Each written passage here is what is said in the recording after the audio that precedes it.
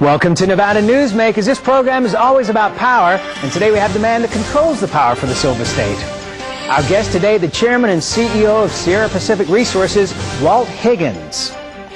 Well, on the Power Pundit panel today, Connie, McMullen, Marlene, Lockard, and everyone's favorite, Martha Gould. It's all coming up next on an all-new Nevada Newsmakers.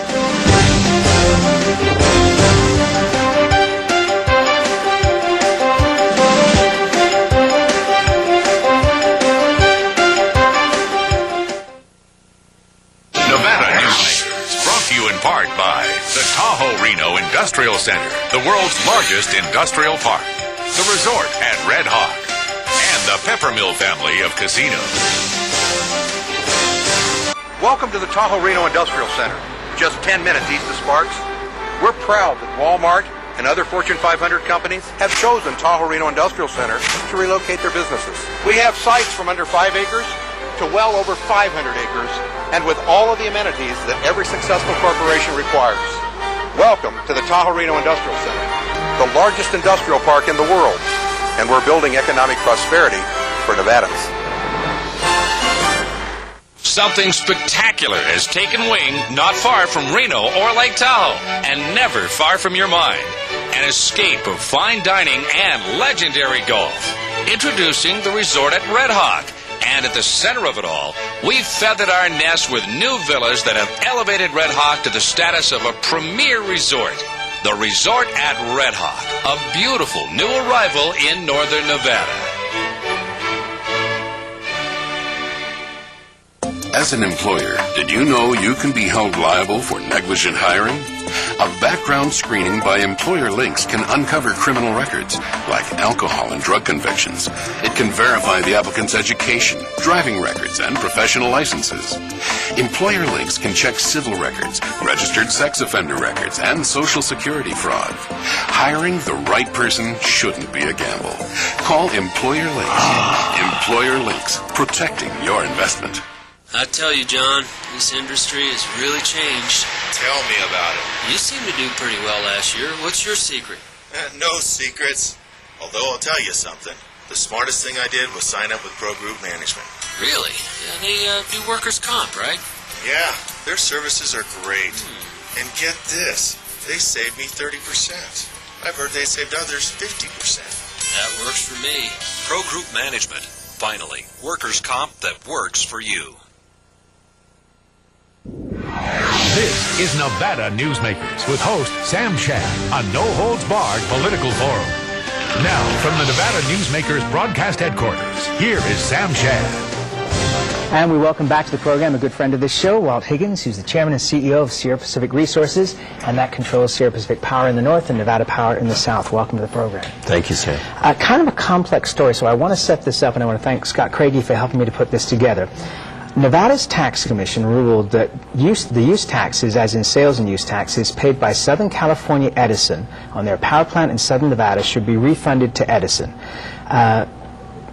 We know the decision requires that all state and local governments that collected use taxes from Edison over the period covered by the order must each individually repay Edison. That amount that they'll get back from state and local governments exceeds $40 million. And the premise is based on two legal bases. First, that Nevada's mining laws require companies pay an extraction tax, the net proceeds of mines tax, when they take minerals from the ground. Those same laws provide that once net proceed taxes are paid, there can be no additional taxes assessed on those proceeds. So bottom line is that Edison is going to get back $40 million. You also, as Sierra Pacific Resources, are done by the same tax, which would be a form of double taxation, correct? Correct. So what is the liability from the state at this point, from what you have looked at, to Sierra Pacific Resources? There's a couple things that we need to think about as we talk about this tax issue. First, Edison operates the Mojave plant, which is located at the south end of Clark County. We are part owners of the Mojave plant. We own about 14% of it. And Edison, acting on behalf of the plant, it's the operating company, believed when they looked at the state law that we were being taxed twice. We were being taxed first when we bought the coal, which is being bought in Utah and taxed in Utah on a similar tax, and then we were being taxed in Nevada with sales tax.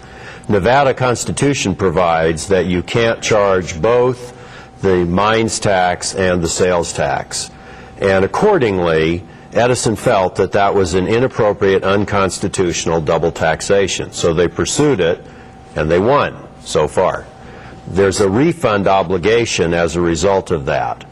However, for the rest of Nevada, the implication is important because there are other coal-fired plants in Nevada owned by Nevada Power or Sierra Pacific Power, or in the case of the Valmy plant, which is half owned by Sierra Pacific Power, also owned by the Idaho Power Company and operated by us. The same exact situation potentially exists for those plants. Namely, we're paying Utah mines tax and then being taxed again, according to the theory. Because it doesn't matter where the coal is extracted. And that's the essence of the argument that Edison made, that it's an infringement of the Interstate Commerce Clause of the Constitution to charge a mines tax in Utah and a sales tax in Nevada. Since the Nevada law says you can't charge both, then you can't charge an out-of-state supply differently. So that's Edison's argument. And the tough thing for us is this. We realize this has potential impact on the counties involved and on the state. Because, and if I may interrupt, because this money has now gone down to as far down as school districts, correct? In many cases, yes, especially the Edison case. There are statutes of limitations on this, so one can't go back very far from the time you made your claim. Is it about 3 years? About 3 years. But the duty of every taxpayer is to pay the taxes they owe, but to pay no more than the taxes they owe. So we're in that classic confrontation, potentially, of we've paid perhaps more taxes than we should have paid, and that is a tax being paid by our customers. Taxes that are levied on a utility are passed directly through to the customer. So the customers of the electric company, on one hand, have paid the tax, and the tax has been received and consumed by people who are in some cases the same people, but in their role as citizens of a particular county or of the state. And the ultimate dichotomy is, what do you do about a problem like that? To preserve the rights of our customers to recover any money they may have paid twice, we are filing with the Nevada Tax Commission each month as we pay our taxes, and we're current on those taxes, claiming that this needs to get resolved. Eventually it will get resolved. It's just a matter of probably the Nevada Supreme Court's going to have to take a look at this and interpret the Constitution. Oh, really? So you see the state going to the Supreme Court to get a decision? Yes, I do.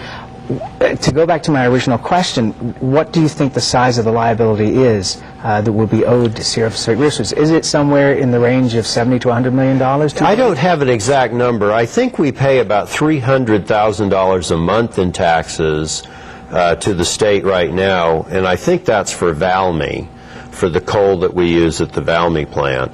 It would probably be somewhat less, but in that range for the Reed Gardner plant. So if I'm right about that number, and I don't have the exact number, that would be about $600,000 a month, which would amount to about $7 million a year, which would amount to, if there's a 3-year statute of limitations, no more than about $20 million. All right, so $20 million there, and then you've got $40 million. The Mojave liability. So that's another $40 million right there. Does Idaho Power also have a shot at this? Well, Idaho Power would have a much louder claim because, in fact, they do not have the same electric customers as the taxpayers, which is our situation. In Idaho's case, the power that they get out of Valmy goes to Idaho customers largely. Therefore, they would say Idaho customers shouldn't be subsidizing Nevada taxpayers, and that's why Edison was quite concerned about this in the first place. It was California electric customers, in their view, seemingly subsidizing Nevada taxpayers by having to pay this tax a second time. Would their liability be, or would the liability owed to Idaho Power be in the same range as Sierra Pacific? It would be about half of the $20 million number that we talked about. So we're up at $70 million at this point? No, that total included Idaho. Oh, I see. Okay, so we're looking at about $60 million. Okay. Yes. Much more with Walt Higgins when we come back right here on Nevada Newsmakers. For a videotape copy of any Nevada Nevada Newsmakers program, call 775-857-2244. The tapes are $20 each, including shipping. For more than a decade, the Southern Nevada Water Authority has been helping the community embrace conservation as a way of life. That includes replacing more than 50 million square feet of grass with water-smart landscaping. During the worst drought on record, watering restrictions and tough landscaping codes have reduced the community's water use by billions of gallons, even as thousands of new residents were moving into Nevada. That's smart water management, and that's our promise to Nevada. Reno's best dining values are all at one casino, the Pepper Mill. You can enjoy great savings on our popular specials. Pepper Mill's coffee shop offers daily lunch specials, low-carb dining, and all your favorite comfort foods. You'll find sensational lunch specials featuring Reno's freshest seafood, sushi, pasta, and more at Oceano. And early bird specials at Reno's Premier Steakhouse and Romanza Ristorante Italiano. The best values are at the Pepper Mill. Where are you dining? Island Inkjet is now open on South Meadows Parkway. Island Inkjet will refill your inkjet cartridges in just 1 hour. We have the ink to precisely match over 240 cartridges, saving you up to 60% on the cost of buying a new cartridge. Our work is 100% guaranteed, and contrary to what you may have heard, refills do not void any printer warranties. You don't throw out your car when it runs out of gas. Don't throw out your cartridges. Refill them at Island Inkjet on South Meadows Parkway by Smith's.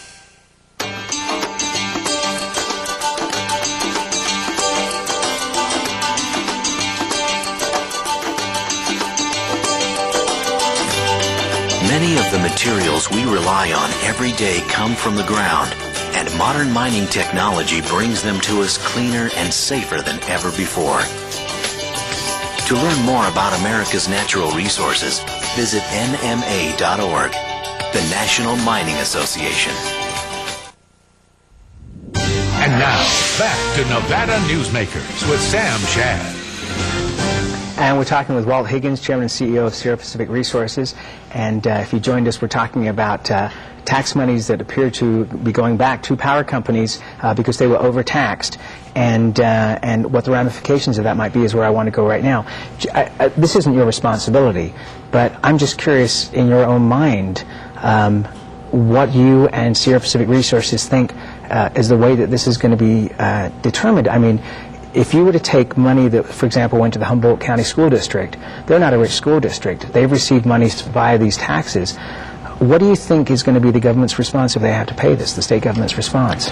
I think that this is one of those really tough dilemmas that we always face. When something's been done that, at least at this point, appears not to have been done right, usually the equities are we try to work things out over some period of time to get it right, and we try to get it right going forward. But the dilemma for a school district, if it's received money that it shouldn't have, is somehow the state's going to have to step in and try to figure out how to support that school district in a different way, because all of the state funding formulas to the schools are based on assumptions about what funds the schools are going to get from all of their sources. So I do believe that good-hearted Nevadans, armed with a decision that's a tough decision, can find a way to work through this over time and not have the impact be catastrophic for a school district. And so the bottom line is that the likelihood is that the state would pick up the tab. Well, you would think that something like that has to be considered. Okay, let's go to another mellow topic here. On Thursday, September 8th, the California Public Utilities Commission agreed that utilities should be allowed to offer economic development rates to companies that would otherwise move operations out of the region. What do you think about that? These are pretty huge amounts here, tariffs beginning at 25%. Well, California's had a real struggle, and we in Nevada have been the beneficiaries of companies just getting fed up with high taxes, high costs of almost everything, high utility rates, you name it, and moving out. And many, many, many of the immigrants to Nevada are emigrants from California, whether individuals or businesses. In fact, you may remember the governor came to Las Vegas a couple of years ago saying he was here to recruit business, and well, the fact is that hasn't changed much. People still, although California's economy is much better now, people still on average are leaving California to come to Nevada rather than the reverse being true. So California correctly, I think, looks at what do we have to do to get business to stay here or to come here. And they've been authorized now, the power companies, to make some concessions to businesses that would certify, and they have to certify, that they're going to leave or they would only come if they got the concession. Nevada's very fortunate that we have not had a problem in Nevada of failing to attract or to keep businesses. It's very, very rare. And we have very robust economic development activities that are our economic development organizations like EDON in Northern Nevada and the Nevada Development Authority that work to hold on to or to attract new business. And the proof is, as you can just see from Reno's economy, and Las Vegas economy speaks for itself, but Reno's much more diverse economy is so because we have a great quality of life, a good tax situation, we have good costs for most things, including utilities, relative to the choices, and this is a great place to come and do business. So people are still coming here. Usually these kind of incentives are an indication that something's wrong with the business dynamic in an area. Nevada has not seen it necessary to offer such a thing. If you did see concern coming from development companies that businesses weren't coming here, would you be in favor of a similar plan for Nevada? I think the thing you always have to look at is what's the totality of the business dynamic. There are people that monitor the entire Nevada economy, both at UNR, UNLV, and in the development authorities. If there are signs that something about a particular part of Nevada's economy or the Nevada economy in general are not going the right way, then we as Nevadans need to look at all the choices on how to make that be right. And we've got now 20 or so years of really good success in Nevada of diversifying the economy and bringing new businesses in, and that's been successful so far. So we need to keep monitoring that, and if we need new tools, then we look at new tools, but that's not been necessary so far. Front page of the newspaper today, Reno Gazette-Journal at least, that the power company had asked for a rise in the ability to charge for natural gas, and that the PUC came back with an even higher figure than you asked for, almost 40% increase in natural gas.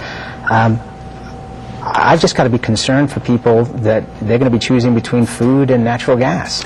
Let's be sure we get the I'm not blaming right. you. Yeah, no. The natural gas situation in the United States is about as ugly an energy situation as one could imagine. The price of the product has gone completely crazy, and whereas a few years ago, and I'm talking maybe 10 now, the product sold at wholesale for units of about $2, now it's often next month for sale for $11. That's a factor of 5. Now, it's very closely tied to what's going on with oil in this world. The price of natural gas and the price of oil, which didn't used to be locked, now seem to be economically locked. So until oil sees some mitigation and starts to come down, natural gas is likely to stay high. We're predicting, and that's based on outside experts, that natural gas is probably going to stay somewhere in the $8 or so per unit range compared to that 2 or 3 that we paid 10 years ago. That's not good for the company because we use a lot of gas to make electricity and we use it to sell to our customers, as does Southwest Gas. That's not good for customers because it's painful to make those choices. And we're doing everything we can through hedging practices and smart buying of gas to minimize the impact. All of our hedges will be helping to reduce costs this year. But next year's gas and the year after's gas, unless there's some relief, and nobody's predicting much below $6 or $8 for a long time to come. And relief needs to come in the form of more drilling for gas, more access to places to drill for gas, bringing the gas down from Alaska, that's a 10-year project, and probably bringing liquefied natural gas into the United States. Those kinds of things can help eliminate the pressure.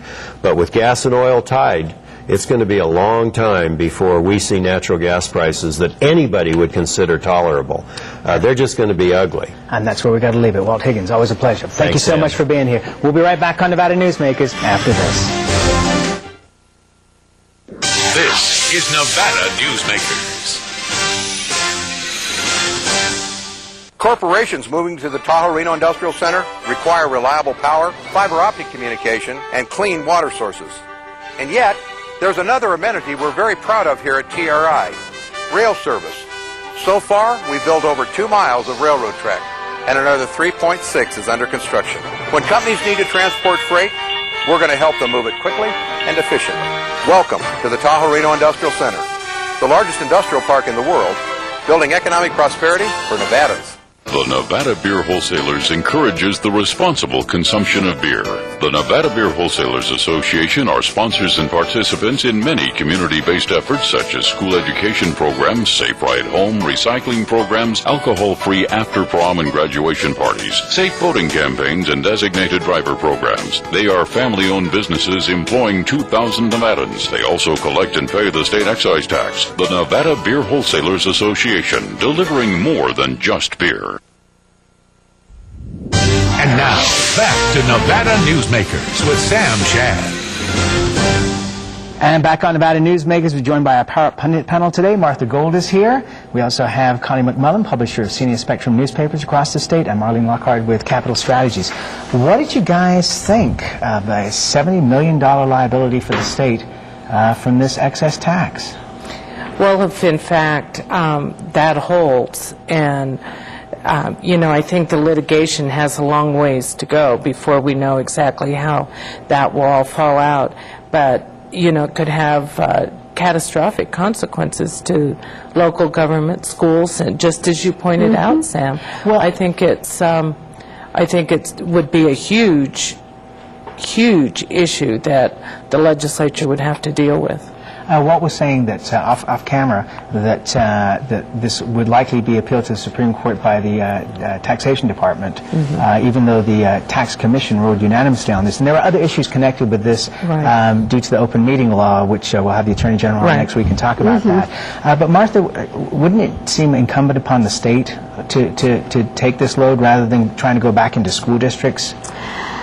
That's a good question. That's why I'm here. I was standing and saying to Walt, there goes the rainy day fund. The state probably will have to pick up part of this if indeed this, you know, the state loses. But this goes back to something that I've talked about before, and that is the lack of policy. We get ourselves into these problems because no one ever looks ahead in terms of setting tax policy. And the other thing that is going to have an enormous impact no matter how this court case goes is the fact that the demand for energy in 2 of the largest growing economies, India and China, is going to have one enormous impact on the cost of energy in this country, period, the end. So you add that to this possible liability, and state government is going to hurt, and it will be catastrophic. The county governments will not have the ability to pick up the pieces. It certainly doesn't seem that way. Connie, you know, from an environmental point of view, it seems to me like the environmentalists are going to take a beating over the next couple of years just because, as Walt's saying, that the cost of natural gas and oil are tied together, and that's just going to open up demands by the public as these prices go up to start drilling in Anwar, to start drilling off the Southern California coast. Where do you see that going? You know, Sam, I really can't speak to that. My concern, rather than environmental, is the impact on the human element. The rural counties are already suffering. They can't make their tax base, such as White Pine County. The state's looking at some of the highest rate of the uninsured. The nation is looking at Medicaid cuts, where we're already facing Medicaid problems because of the Hurricane Katrina. We are going to be facing some real problems, and that's just, I think, the tip of the iceberg. And I agree with what Connie said. The human element here is something that has not been addressed. We are a state of working poor. We are a state of uninsured children. Absolutely. And But Sam, to answer your question, I think the environmentalists are going to demand that the power company move more swiftly to comply with the Nevada law on renewable energy and the renewable energy resource But that's such a minute... No, it is not. Eventually it will This be a state major is part. positioned like no other state to take advantage of that. And that can offer relief for the personal element, the human element.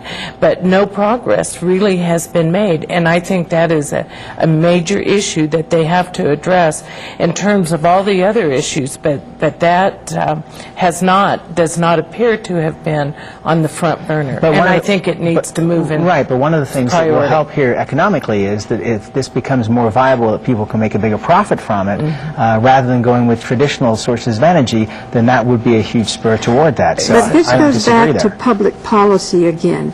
And so far there is no strong public policy that says we need to move assertively into the area of renewable resources, using geothermal, using wind power.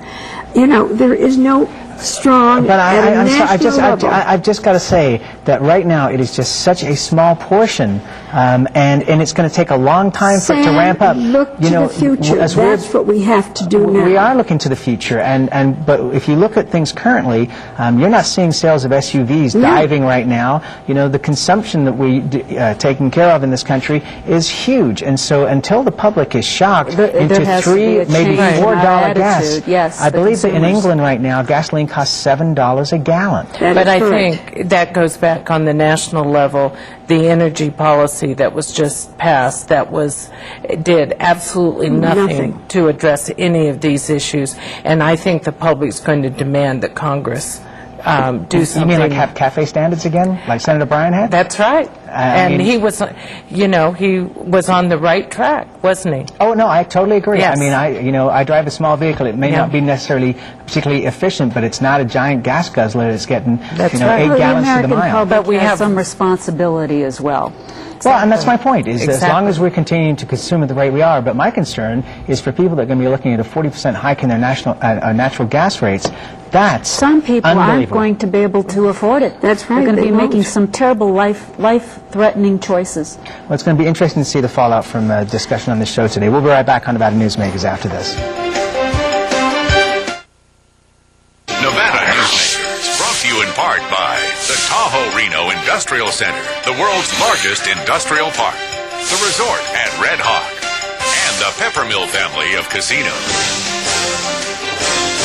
South Reno's hotspot for food, fun, and friends is the Tamarack Junction. Play over 480 of the hottest slots and video poker games. Enjoy hot times and sizzling food specials at Sully's Sports Bar, Grill, and Nightclub. Watch your favorite game on one of our jumbo high-definition plasma TVs. Enjoy great food 24 hours a day in the Dining Car Restaurant. Or sample the best hot and cold sandwiches in the Whistle Stop Deli. The Tamarack Junction is your junction for fun. South Virginia and Amati Ranch Parkway. Yeah. Remember, you can watch Nevada Newsmakers online at nevadanewsmakers.com. Coming up tomorrow, Bill Welch. He's the head of the Nevada Hospital Association. We'll see you then.